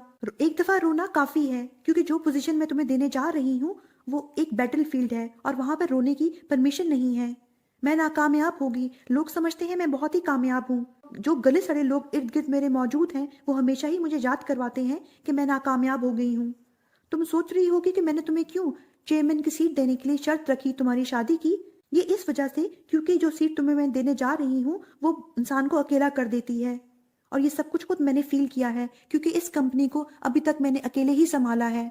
अगर तुम मेरी जिंदगी में ना होती तो शायद मैं अपनी जिंदगी में बहुत ज्यादा ही अकेलेपन में चली जाती। इसलिए मैं नहीं चाहती कि तुम ये सब कुछ एक्सपीरियंस करो और अगर तुम बहुत ज्यादा डिटरमेंट हो इस पोजीशन को हासिल करने के लिए तो तुम्हें चाहिए कि तुम अपने लिए एक पार्टनर तलाश करो ताकि तुम इस कंपनी में अकेले ना रहो और वो भी तुम्हारा साथ दे। अगर तुम नाकामयाब हो गई इस तरह का पर्सन तलाश करने में तो इस पोजीशन को इन भेड़ियों की तरफ फेंक देना और अपने आप को बचाना, क्योंकि मैं नहीं चाहती कि तुम इस भेड़ियों के झुंड में अकेली रहो। ये वही चीज है जो तुम्हारे लिए मैं कर सकती हूँ। डुडुही पुलिस स्टेशन जाकर मैडम जो की ऑटोप्सी की रिक्वेस्ट करती है। चीफ जाता है मैडम जो के बच्चों के पास और उनको फाइल देता है उनकी रजामंदी के लिए, तो वो इस फाइल को फाड़ देते हैं। जब डुडुही जाती है उनको समझाने के लिए तो नूसवान उसको थप्पड़ मारती है। हम देखते हैं कि मैडम जो का फ्यूनरल प्रॉपर तरीके से हो रहा है जहां पर उनकी बॉडी को उनके तरीके के हिसाब से लेके जाया जा रहा है। और फिर हम देखते हैं कि ग्रेव यार्ड में डुडुही मैडम जो की ग्रेव के सामने खड़ी हुई है और जंग जी वॉन भी खड़ा हुआ है और ग्रेव के सामने खड़े होते हुए डुडुही मैडम जो को कहती है कि मैं समझ सकती हूँ मैडम जो आपकी इंटेंशन, मगर आप मुझ पर ट्रस्ट करें। क्या आप मुझ पर ट्रस्ट नहीं करती? मैं अपने तौर पर बहुत ही अच्छे तरीके से सब कुछ मैनेज कर लूंगी। और इमोशनल हो रही होती है। ये सारे जुमले जंग जीवॉन सुन रहा होता है। डुडुही और जंग जीवॉन जब ग्रेव यार्ड से जा रहे होते हैं तो हम देखते हैं कि वहां पर गैंगस्टर्स के जूनियर्स जो हैं वो गैंगस्टर्स की मौत का दुख मना रहे होते हैं और बहुत ही ज्यादा अफसुर्दा होते हुए बातें कर रहे होते हैं कि हम अपने बॉस की मौत की वजह का जरूर पता लगवाएंगे और ये भी किस तरह से मरे। एक बंदा आके उनको जंग जीवॉन की वीडियो दिखाते हुए कहता है कि बॉस ये मैंने उस इंसान की वीडियो निकलवा ली है। वीडियो देखते हुए वो क्लिप्स गायब होते हैं जहां पर जंग जीवॉन ने अपनी पावर्स इस्तेमाल की थी, जिसको देखते हुए वह हैरान होता है और कहता है कि आखिर ये है कौन। हमें जॉनसन एरा में जंग जीवॉन दिखाया जाता है जो इंसानी लिबास में चलते हुए जाता है और उसके जो मुलाजिम होते हैं उसको यी संग के नाम से पुकारते हुए कहते हैं यंग मास्टर आज तो मौसम बहुत ही अच्छा है, और वो खुश होता है। और फिर हमें प्रेजेंट का सीन दिखाया जाता है जिसमें जंग जीवॉन अपनी आंखें खोलते हुए परेशान होते हुए अपने बटलर से कहता है कि बटलर पार्क मुझे अपने इंसान होने की मेमोरीज आना शुरू हो गई हैं, जिसपे बटलर पार्क भी शॉक में आता है। फिर बटलर पार्क उससे पूछता है कि आपकी जी संग नाम के अलावा आपको अपनी फैमिली के नाम के मुतालिक पता चला? तो वो कहता है कि हर कोई मुझे इसी नाम से पुकार रहा था। तो बटलर पार्क कहते हैं अगर आप मुझे कहें तो मैं इस मामले की जांच पड़ताल करूं कि आप जॉनसन डायनेस्टी में किस खानदान से ताल्लुक रखते थे। तो जंग जी वॉन कहता है कि मुझे तो ये भी यकीन नहीं है कि जब मैं इंसान था तो मैं कौन था। ये जानकर मुझे कोई फायदा होगा कि नहीं होगा, क्या वो मैं था भी कि नहीं था। तो बटलर कहता है इसमें नुकसान की क्या बात है, अगर आप कहें तो मैं चेक करता हूँ, लेट मी सी कि अगर आप किम या संग होंगे कि पाक या संग होंगे। वैसे आपको अचानक से अपनी 200 साल पुरानी मेमोरीज क्यों आने लग गई? फिर सोचने के बाद कहता है अच्छा, क्योंकि अब आपके पास आपकी पावर्स नहीं रही, इसलिए आप एक इंसान बन चुके हुए हैं। तो जंगजी वॉन कहता है तो इंसान बने क्या? तो वो उसे कहता है कि क्योंकि अब आप एक आम इंसानों की तरह मोटल हो चुके हुए हैं और आप अपनी हमेशा की जिंदगी को गुड बाय करके एजिंग को हेलो कर लें। जिसपे वो परेशान होते हुए कहता है एजिंग, और जो बटलर होता है वो मिरर रखता है उसके आगे, जिसपे वो परेशान होते हुए कहता है कि ये ऐसा नहीं हो सकता। जिसपे बटलर जो उसको कहता है कि अब आप कुछ ही अरसे में ना मेरी जैसे दिखने लग जाएंगे। जिसपे परेशान होते हुए कहता है नहीं नहीं, ऐसा कभी भी नहीं हो सकता, मैं यकीन ही नहीं कर सकता, मैं बिल्कुल भी यकीन नहीं कर सकता। और बटलर पार्क बहुत ही ज्यादा खुश हो रहा होता है और फिर परेशान होते हुए कहता है कि मेरा टैटू किधर है, मुझे अपना टैटू वापस लेके आना है, चलो यहाँ से चलते हैं हम। जंग जी वॉन कार चला रहा होता है, डुडू ही तस्वीर देखती है इंटरनेट पर मैडम जो के बच्चों की, मैडम जो की तस्वीर पकड़े हुए, और जंग जी वॉन अपनी ही परेशानी में होता है। फिर डुडूही को कहता है कि तुम जल्दी से मुझे अपनी कलाई दो। डुडूही जब देती है उसको तो डुडूही इसको कहती है तुमने कुछ करना नहीं है। जंगजी वॉन कहता है मैंने क्या करना है, मैंने तो तुम्हारी हाथ पकड़ा हुआ है ना, और वैसे भी मैंने तुम्हारा हाथ जो है ना अपने पीस ऑफ माइंड के लिए पकड़ा हुआ है, कुछ देर हम लोग इसी तरह रहते हैं। डुडूही अपना हाथ खींचते हुए कहती है कि मैं ये सब कुछ अफोर्ड नहीं कर सकती, मैं एक पब्लिक फिगर हूँ, तुमने वैसे भी ना स्पीड ऑफ लाइट की तरह दिन में 2 दफा मुझे रिजेक्ट किया है, और लोग क्या सोचेंगे अगर तुमने मेरा हाथ पकड़ा होगा तो जंग जीवॉन उसको कहता है तुम तो बहुत ही चिल थी ना। तो डुडूही कहती है अब मैं चिल नहीं हूँ। फिर जंग जीवॉन उसको बताता है कि किस तरह से वो फ्यूचर में उसको प्रोटेक्ट नहीं कर सकता, क्योंकि वो एक आम इंसान बन चुका हुआ है और आम इंसानों की तरह वो एजिंग कर रहा है। एजिंग करने के साथ फ्यूचर में हो सकता है सेहत उसका साथ न दे और वो उसको प्रोटेक्ट ना कर पाए। तो डुडूही कहती इस वजह से तुम मुझे ये सब कुछ कह रहे थे, तुम डर रहे हो अपने एजिंग को लेकर। तो जंग जीवॉन कहता है इसका मतलब ये है अब तुम्हें मेरी बात की समझ आ गई। तो वो उसे कहता है कि तुम मुझे अपनी कलाई दो, तो वो उसे मना कर देती है। तो जंग जीवॉन कहता है अब क्या? तो वो उसे कहती है तुमने मुझे क्या एक वायरलेस चार्जर की तरह इस्तेमाल कर रही हो? तो वो उसे कहता है तुम भी तो मुझे ट्रीट करती हो पोकेमोन की तरह। तो वो उसे कहती है पोकेमोन और डीमन में क्या फर्क है? चलो ठीक है मैं तुम्हारा स्टॉप कर देता हूँ बॉडीगार्ड बनना। तो वो कहते जो जो तुम्हें अच्छा लगे, अगर मैं मर गई ना तुम्हारा जो प्रेशियस टैटू है वो भी खत्म हो जाएगा। तो जंगजी वॉन कहते हैं तुम क्या मुझे थ्रेट कर रही हो? डुडूही कहती है कि तुम ही हो जो क्विट करना चाहते हो। तो जंगजी वॉन कहता है क्या तुम मुझे सिर्फ चार्ज नहीं कर सकती? तो डुडूही कहती है कि मैं हर वक्त ऐसा नहीं कर सकती। जंगजी वॉन कहता है कि फिर तुम कब मुझे अपना हाथ पकड़ने दोगी? दोनों बातें कर रहे होते हैं तो ट्रैफिक लाइट पर रुकते हैं, तो वहां पर एक पागल औरत बैठी हुई होती है जो मैं पहले भी दिखाई गई थी। वो उन दोनों को बातें करता हुआ देखकर कहती है गुड टाइम्स, और फिर कहती है कि अच्छा वक्त जो है हमेशा इंतहाई शॉर्ट होता है, और उनकी गाड़ी चल पड़ती है। नेक्स्ट में जब डुडूही अपने ऑफिस में एंटर होती है तो जंग जी वॉन उसका हाथ पकड़ने की कोशिश करता है, तो वो उसको मना करती है और वो मुंह बनाता है। फिर जब वो लोग एंटर होते हैं तो लिफ्ट में जाते हुए एजिंग का एड चल रहा होता है, जिसको देख के वो बहुत ही ज्यादा कॉन्शियस होता है। डुडूही का हाथ पकड़ने की कोशिश करता है टैटू वाला, वो उसको पकड़ने ही नहीं देती। फिर जाती है अपनी सेक्रेटरी के पास और उससे पूछती है कि वो जो मेरी मीटिंग थी डेट के साथ मेरी, उसका क्या बना? वो कहती है जी। वो शॉक्ड होती है तो वो इशारा करती है जंगजी वॉन की तरफ कहते हुए कि जो लास्ट टाइम मेरी मीटिंग किसी वजह से मिस हो गई थी और मैं किसी और गलत जगह पे फंस गई थी, तो उसका क्या बना? तो वो कहती है मैं जल्दी ही अरेंज करवा लूंगी। उसकी सेक्रेटरी बताती है उसको कि आपने जो मुझे फुटेज लाने को कहा था वो मिल गई हुई है। जंग जी वॉन डुडूही के ऑफिस में खड़ा हुआ होता है और डुडूही से पूछता है लैपटॉप की तरफ इशारा करते हुए कि ये सब कुछ क्या है? तो वो बताती है उसको कि जिस दिन मैडम जो ने जांच पड़ताल की टीम का ऑर्डर दिया था उसी दिन ही मैडम जो की गलत दवाई खाने से डेथ हो गई थी। हो सकता है ये दवाई उनके बैग में पड़ी हुई होगी, मैं कैमरे में चेक कर रही हूँ, मुझे ऐसे लग रहा है कि कैमरे के साथ किसी ने छेड़छाड़ की है। तो वो उसे कहता है चलो ठीक है ये सब कुछ चेक करने में तो बहुत टाइम लग जाएगा, गुड लक, जाने लगता है वहां से। तो वो उसे रोकती है कहते हुए कि तुम शायद भूल गए हो कि हम दोनों एक ही बोट के सवार हैं। भागने लगता है वहां से ये कहते हुए कि गुड लक। तो वो उसे खींच कर रोकती है और फिर हम देखते हैं कि वो दोनों बैठे हुए हैं। जंग जी वॉन ने डुडूही का टैटू वाला हाथ पकड़ा हुआ है और चेक कर रहा है। तो डुडूही इसको कहती है कि सबसे पहले तुम रीसेंट वीडियोस देखना, ये ना हो कि हम कोई वीडियो को दोबारा देख लें। फिर वो कहता है कि मैं तुम्हारा बॉडीगार्ड हूँ और काम मैं डिटेक्टिव वाले कर रहा हूँ। फिर चीखे मारते हुए कहता है कि मेरी आंखें जल रही हैं, मुझसे ये सब कुछ नहीं हो रहा, ये तो बहुत ही पुराने जमाने का तरीका है, क्यों ना मैं अपने पावर्स के जरिए उस आदमी का पता लगा लूं जो तुम्हारे पीछे है। तो वो उसे कहती है क्या ये पॉसिबल है? वो उसे कहता है हाँ क्यों नहीं। तो डुडू ही कहती है अगर तुम ये सब कुछ कर सकते थे तो तुमने पहले सब कुछ क्यों नहीं मुझे बताया। तो जंग जी वॉन कहता है तुमने मुझसे पूछा ही नहीं। वो उसे कहती है चलो अब तो प्रॉब्लम सॉल्व हो गई, अब हम इस तरह से आराम से उस आदमी का पता लगा लेंगे और ये भी पता लगा लेंगे कि उसके पीछे कौन है। चलो तुम मेरी कलाई पकड़ो। जब उसकी वो कलाई पकड़ने लगता है ओके कहकर तो एकदम से रुक जाता है, ये कहते हुए अगर तुमने मुजरिम को पकड़ लिया तुम्हें तो मेरी जरूरत नहीं पड़ेगी, मगर मुझे तुम्हारी जरूरत रहेगी, और अगर तुम अपनी बात से फिर गई तो वो उससे कहती है क्या तुम्हें मुझ पे ट्रस्ट नहीं है। वो उसे कहता है नहीं। वो कहती चलो ठीक है फाइन, जब हम लोग मुजरिम को पकड़ लेंगे तो मैं तुम्हारी मदद करूंगी तुम्हारा टैटू तुम्हें वापस करने में, अब ठीक है। वो अपनी कलाई आगे करती है, उसके हाथ पकड़ने लगता है, फिर रुक जाता है। जंग जी वॉन कहता है होल्ड अ सेकेंड। तो वो उसे कहती है अब क्या है। तो वो उसे कहता है कि मैं जब जहां और जिसके सामने चाहूं तुम्हारी कलाई पकड़ के अपने आप को रिचार्ज कर सकता हूं। तो डुडू ही इसको कहती है ये बहुत ज्यादा हो रहा है। तो जंग जी वॉन कहता है ठीक है तुम भूल जाओ, मैं तुम्हारी मदद नहीं करूंगा। वो उसे कहती है ओके फाइन मैं मान जाती हूँ, जहां जब और जिस वक्त चाहोगे तुम मेरी कलाई पकड़ के अपने आप को रिचार्ज कर सकते हो, अब तुम ठीक हो। तो जंग जीवॉन उससे पूछता है कि तुम अपने लफ्जों पे कायम तो रहोगी ना। तो वो उसे कहती है रहूंगी मैं, बस तुम जल्दी करो, ये ना हो कि मैं अपना माइंड चेंज कर लूं, क्योंकि मुझे अभी ही रिग्रेट फील हो रहा है। तो वो उसका हाथ पकड़ते हुए चेक करने लगता है चुटकी बजाकर अपने मैजिक के जरिए, तो उसको कुछ पता ही नहीं चलता। वो भी हैरान होती है, दोबारा कोशिश करता है, बार बार कोशिश करता है। तो डुडू ही कहती है ये क्या था, तुमने तो खाम में ही फर्स्ट क्रिएट की, तुम्हें तो कुछ पता ही नहीं चल रहा, तो शायद तुम्हारी पावर्स भी जा रही हैं। तो वो उसे कहता है ये कैसे हो सकता है। खुद भी थोड़ा वरिड होता है और फिर अपने मैजिक के जरिए पेन को अपने पास लाता है, पेन उसके पास आ जाता है। अब फिर अपने मैजिक के जरिए विंडो की ब्लाइंड्स ओपन करता है जो काम करती हैं। फिर वो हैरान होता है कि क्या वजह है कि मैं उस मुजरिम के पास जा नहीं पा रहा। फिर उसे कहता है कि चलो तुम ऐसा करो, तुम एक ऐसे इंसान का नाम लो जिसको मैं और तुम दोनों जानते हो। बाहर देखते हुए कहती है चलो मैं मिस्टर हान का नाम लेती हूँ जो पीआर डिपार्टमेंट से हैं। वो उसे कहता है क्या वो पुरजोश आदमी। वो उसे कहती हाँ।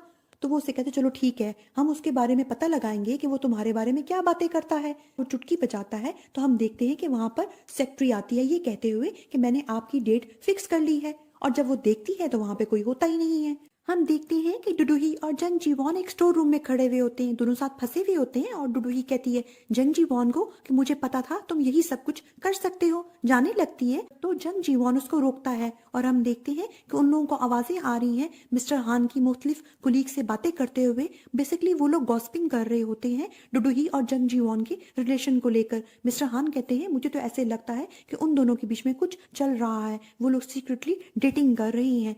फीमेल एम्प्लॉय कहती है ये कैसे हो सकता है, तुमने देखा नहीं था जंग जीवॉन ने मैडम डुडुही का प्रपोजल एक्सेप्ट ही नहीं किया था। तो वो उसे कहते हैं नहीं, अगर उनके बीच में कुछ भी नहीं चल रहा तो फिर मैडम डुडुही ने उसको प्रपोज ही क्यों किया।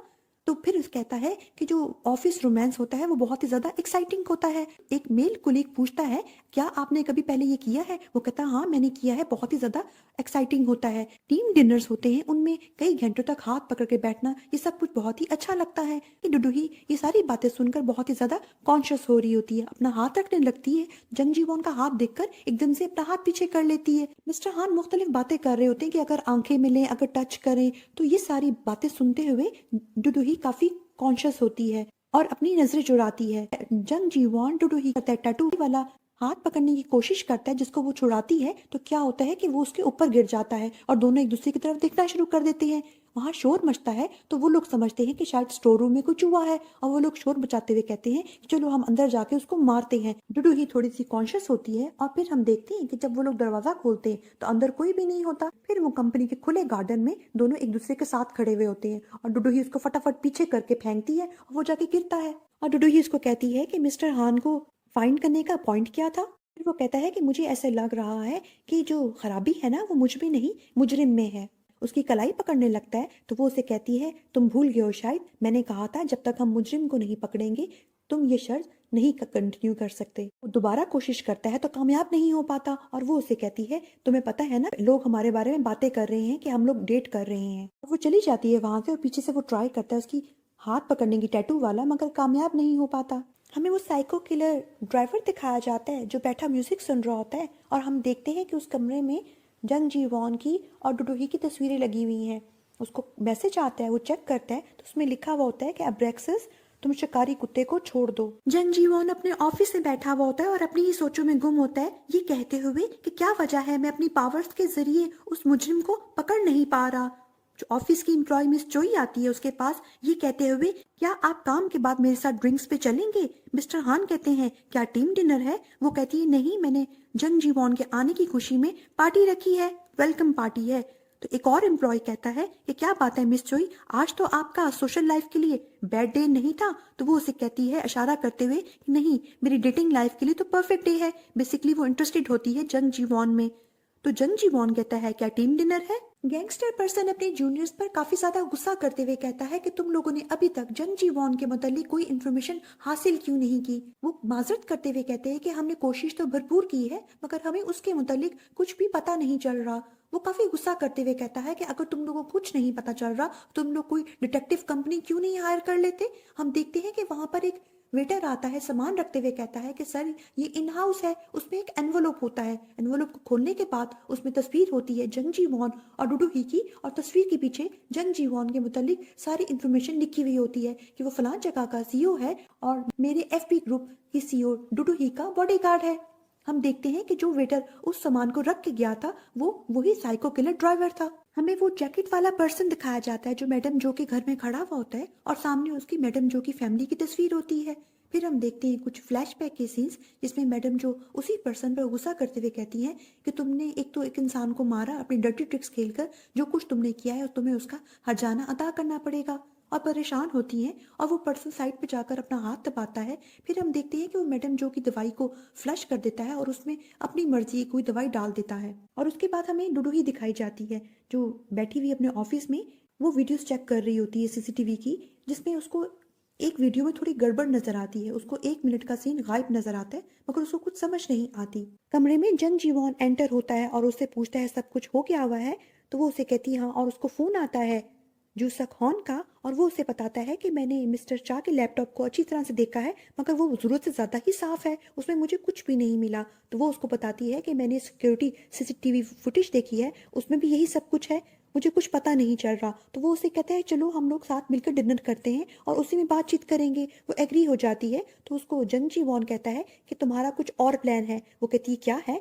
हम देखते हैं कि जंग जी वॉन और डुडू ही जंग जी वॉन की वेलकम पार्टी में बैठे हुए हैं। स्टार्टिंग में तो सारे एम्प्लॉयज बहुत ही कॉन्शियस होते हैं, ये कहते हुए अगर हमें पता होता कि यहाँ पर मैडम डुडू ही आने वाली हैं तो हम कोई अच्छी जगह बुक करवा लेते। और मिस जो कहती है मुझे नहीं पता था कि आप आने वाली हैं क्योंकि हमने ये पार्टी तो जंग जी वॉन के आने की खुशी में रखी थी। सब लोग ड्रिंक्स कर रहे होते हैं तो वो उसको भी ऑफर करते हैं। जंग जी वॉन मना कर देता है कि मैं ये सब कुछ नहीं करता। बेसिकली उसका मकसद यहाँ पर आकर डुडू ही का टैटू वाला हाथ पकड़ने का होता है। मौका निकालते हुए वो उसका हाथ पकड़ लेता है। डुडू ही एकदम से कॉन्शियस होती है और सबको प्रिटेंड करवाती है कि सब कुछ नॉर्मल है। और फिर जंग जी वॉन को इशारा करते हुए कहती है तो वो उसकी बात सुनता ही नहीं है। मिस जो को कुछ गड़बड़ लगती है। जब वो नीचे झुक के देखती हैं तो वो देखती हैं कि जंग जी वॉन ने डुडू ही का हाथ पकड़ा हुआ है और डुडू ही अचानक से अपना हाथ झटकाते हुए उसे अपना हाथ छुड़वाती है। मिस जोई देखने के बाद काफी ज्यादा अफसुर्दा होते हुए कहती हैं मुझे सही लगा था कि सोशल लाइफ के लिए आज मेरा बहुत ही बैड डे है, क्योंकि वो जंग जी वॉन में इंटरेस्टेड होती है और जब वो देखती है कि जंग जी वॉन ऑलरेडी ही डुडू ही की तरफ है तो बहुत ही ज्यादा अफसुर्दा होती है।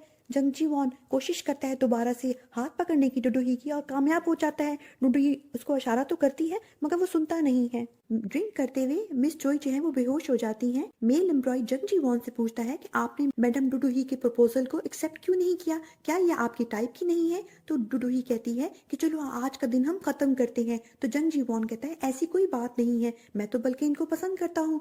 सब लोग हैरान होते हैं और शॉक्ड होते हैं कि वाकई में क्या। डुडू ही भी काफी ज्यादा कॉन्शियस होती है। फिर जंग जी वॉन कहता है कि अगर कोई इंसान चिकन को पसंद करे तो इसका मतलब ये तो नहीं कि वो चिकन से शादी कर लेगा। सब लोग बहुत ही ज्यादा शॉक्ड होते हैं और फिर कहते हैं कि चलो हम चलते हैं। डुडू ही भी शॉक्ड होने के बाद उससे अपना टैटू वाला हाथ खींच लेती है। सब लोगों के जाने के बाद जंग जी वॉन कहता है कि फाइनली अब मैं चार्ज कर सकता हूँ अपने आप को। तो वो कहती है अपना हाथ खींचते हुए कि नहीं मेरा मूड नहीं है। वो गुस्से में चल के जा रही होती है तो वो उसके पास आते हुए कहता है कि क्यों मैं नहीं कर सकता ऐसे। एक तो मैं सब लोगों के सामने अपने आप को चार्ज नहीं कर सकता, दूसरा जब तुम्हारा मूड भी अच्छा ना हो अपने आप को कब चार्ज करूँ। तो डुडू ही इसको कहती है क्या तुम वाकई में सीरियस हो। चलो छोड़ो, और वहाँ से गुस्से में चली जाती है। फिर रुकते हुए कहती है कि मैं एक ह्यूमन हूँ और मुझ में इमोशंस भी हैं, मैं सिर्फ चार्ज नहीं कर सकती अपने आप को। पीछे मुड़ के देखती है तो वहाँ पे जंग जी वॉन होता ही नहीं है। और गुस्से में चलते हुए जाते हुए जंग जी वॉन को ख्याल आता है और एकदम से रुकते हुए कहता है कि कुछ बुरा भी हो सकता है उसके साथ, मुझे उसको अकेला नहीं छोड़ना चाहिए था। और जब जंग जी वॉन पीछे देखता है तो वहाँ पर सारे गैंगस्टर्स वाले लोग होते हैं जो उसको मारना चाहते हैं और वो उसका पीछा करते हैं। और डुडू ही भी गलियों में जंग जी वॉन को ढूंढते हुए घूम रही होती है। फिर वो कॉल करती है तो हम देखते हैं कि जंग जी वॉन अचानक से उन गैंगस्टर्स के सामने आते हुए कहता है कि तुम लोग तो वही हो ना उस दिन का ट्रैश। तो वो उसे कहते हैं कि अच्छा पता नहीं तुमने उस दिन कौन सा ट्रिक यूज किया था। उसको कॉल आ रही होती है डुडू ही की, उनको कहता है कि तुम लोगों से मिलकर अच्छा लगा मगर मुझे ये उठाना पड़ेगा। तो गैंगस्टर्स में से एक बंदा उसको पुश करता है तो उसका बॉस काफी खुश होता है। वो न्यूज़पेपर देखता है जंग जी वॉन और उसको उठाते हुए कहता है तुम लोगों ने मेरे पास कोई चॉइस ही नहीं छोड़ी। वो लोग थोड़े से कॉन्शियस होते हैं मगर जंग जी वॉन बेसिकली ट्रिक्स यूज कर रहा होता है ताकि किसी तरह से वो लोग डर के भाग जाएं। और देखते हैं कि उसका फोन टूटा पड़ा हुआ है और डुडुही की कॉल आ रही है। देखता है कि उसका काम नहीं बन रहा तो न्यूज़पेपर उनके ऊपर फेंकते हुए वहां से भाग जाता है और वो लोग भी उसके पीछे भागते हैं। डुडुही कॉल कर रही होती है और उसको जवाब मिलता है कि जिस नंबर को आप डायल कर रहे हैं वो नहीं मिल रहा, जिसपे परेशान होते हुए कहती है कि आखिरकार वो गया किधर। दूसरी तरफ हमें मैडम जो का बड़ा बेटा दिखाया जाता है जो एक लाइटर ऑन करता है। ये लाइटर उसी लाइटर से मिलता जुलता है जो हमने उस जैकेट वाले पर्सन के पास देखा था। वो उस लाइटर के जरिए एक लाइटर को जलाकर डस्टबिन में फेंकता है और फिर अपनी मदर की तस्वीर को देखते हुए कहता है मदर आपके पास कोई भी ऐसा राइट नहीं है कि आप दूसरे लोगों के गलत कामों को क्रिटिसाइज कर सकें। जंग जी वॉन भाग रहा होता है उन गुंडों से तो जब देखता है कि उसके दोनों तरफ गुंडे आगे हैं तो वो उनसे फाइट करने की कोशिश तो करता है और फाइट बैक भी करता है मगर एक गुंडा उसको पीछे से डंडा मारता है जिससे उसके सर पे बहुत ही बुरी तरह चोट लगती है और खून फर्श पे गिरना शुरू हो जाता है। वो गुंडा कहता है फाइनली तुम्हें मैंने पकड़ लिया, अब मैं तुमसे अपने बॉस का बदला ले सकता हूँ। उसको डंडा मारने ही लगता है तो वहां पे जोर से एक सीटी की आवाज आती है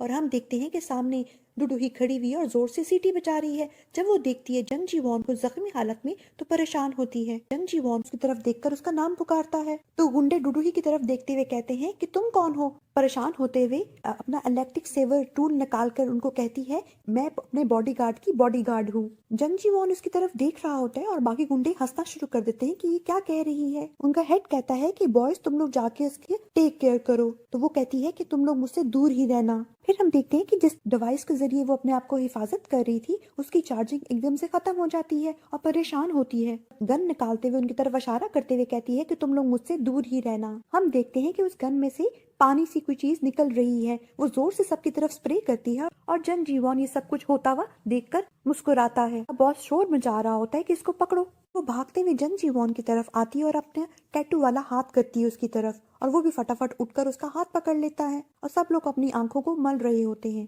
और फिर हम देखते हैं कि उसके हाथ का टैटू ग्लो करता है और जंग जी वॉन की चोट बिल्कुल ठीक हो जाती है और एक बंदा छुपकर साइड पर वीडियो बना रहा होता है। फिर वो डुडुही को कहता है कि तुम्हें टैंगो आता है। कहती है टैंगो और फिर वो अपनी मैजिक के जरिए चुटकी बजाते हुए वहां पर लाइट्स ऑन कर देता है और हम देखते हैं उस गैंगस्टर के जूनियर्स जो हैं अपने पाँव बजाना शुरू कर देते हैं। वहां पर म्यूजिक भी ऑन हो जाती है जिसमें गैंगस्टर का जो हेड होता है वो हैरान होता है कि जो गैंगस्टर्स हैं वो आपस में डांस करना शुरू कर देते हैं और परेशान होते हैं कि आखिर ये हमारे साथ हो क्या रहा है।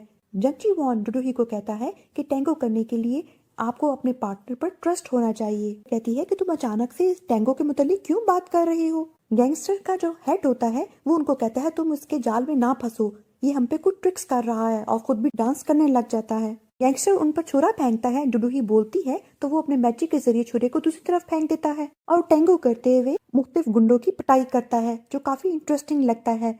हम देखते हैं कि ऊपर बिल्डिंग में मुख्तलिफ जगह पर मुख्तलिफ लाइट्स चल रही हैं। सीनियर जो गैंगस्टर है वो अपने जूनियर्स को बार बार कहता है कि तुम लोग कर क्या रहे हो और खुद भी डांस कर रहा होता है और उनके कंट्रोल में नहीं होता। और इस तरह से जंग जी वॉन और डुडुही डांस करते हुए टैंगो का अच्छी खासी उनकी धुलाई कर रहे होते हैं। डांस करते हुए जंग जी वॉन अपने बॉडीगार्ड वाले रूल्स दोहरा रहा होता है कि पहला रूल ये है कि तुम अपने जिसकी तुम हिफाजत कर रहे हो उसको अपनी नजरों से ओझल मत होने देना। और साथ साथ टैंगो करते हुए गुंडों की पिटाई भी कर रहा होता है। फिर डुडुही के साथ डांस करते हुए टैंगो का अपना रूल नंबर 2 भी दोहराता है कि तुम अपने टारगेट से यानी जिसकी तुम हिफाजत कर रहे हो उससे ज्यादा दूर मत रहना। और फिर फाइनल डांस करते हुए वो सब गुंडों को मार देते हैं। थर्ड रूल दोहराता है जिसमें वो कहता है कि कभी भी जिसकी तुम हिफाजत कर रहे हो उसे प्यार में मत पड़ना, और दोनों एक दूसरे की तरफ अट्रैक्ट होते हुए एक दूसरे को देख रहे होते हैं और यहाँ पर हमारी एपिसोड फिनिश हो जाती है।